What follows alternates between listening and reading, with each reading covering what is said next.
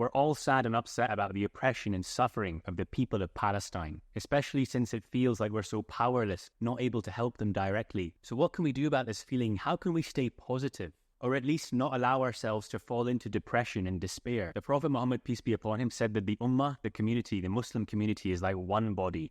And when one part of that body feels pain, the rest of the body feels that pain as well. And when suffering is all around us, questions can pop into our head. Where is Allah in all of this? Why is there so much Muslim suffering around the world? These are the questions that can pop into our head. And if we're careful, they can cause one of the most dangerous diseases of the heart: doubt. Doubt in Allah, doubt in Islam, doubt in our way of life.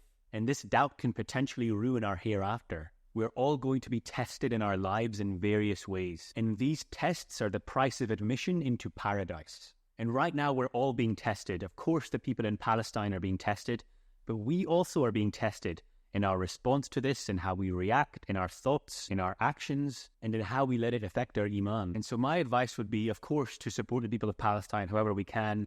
Dua, charity, protesting, boycotting, all of it. But in addition to all that, my advice would be to use this as a reminder to learn your religion, to strengthen your own faith, not only for your own benefit, but also for the people of Palestine. The more complete your iman is, the more powerful your dua becomes. Allah says in the Quran that whomsoever fears Allah and keeps his duty to him, Allah will make a way out for him, out from every difficulty, and he will provide for him from where he could never even imagine. From that, I believe that Allah subhanahu wa ta'ala will bring justice for the people of Palestine, and we can't lose hope. We cannot lose hope. Allah subhanahu wa ta'ala says in the Quran, do not lose hope, nor be sad.